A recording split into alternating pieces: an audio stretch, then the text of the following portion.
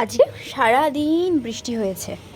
এই যে একটু ছাদে এলাম, পুরো ছাদ পুরো শ্যাতলা হয়ে গেছে।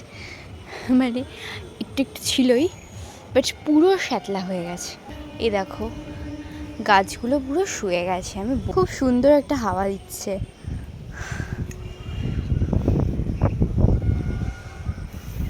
আমাদের ছাদে এই দিকটায় শুধুই তুলসী গাছ।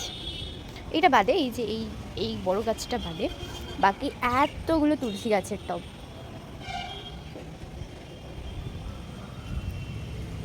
এইখানে এই যে এইখান থেকে একটা ফুল গাছ বেরিয়েছে, বাট এইটা হচ্ছে আমার মানে ঠাম্মা যখন বেঁচে ছিল তখনকার, বাবা অ্যাজ মেমোরি হিসেবে এইটা ভাঙেনি, এমনভাবে রেখে দিয়েছে। এবার নিচ থেকে মানে একদম একতলা থেকে এটা দোতলার ছাদ, এখানে তুলেছে, মানে বুঝতে পারছো বিশাল ভারী একটা জিনিস। এটা মানে এটা প্রচুর ভারী, কিন্তু এটা একদমই ছোটো না, প্রচুর ভারী, বুঝতেই পারছো, ফিমেন্ট দিয়ে করা।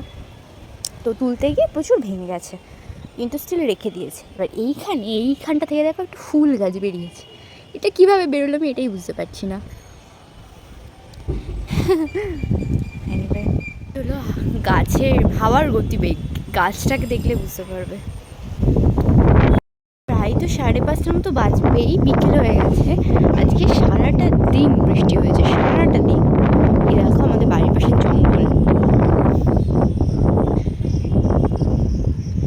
সারাটা দিন বৃষ্টি হয়ে এই মোমেন্টে একটু কমেছে। রাত্রিবেলা হবে কি না জানি না, ভাবলাম একটু ছাদ থেকে ঘুরে আসি, কি অবস্থা দেখে আসি।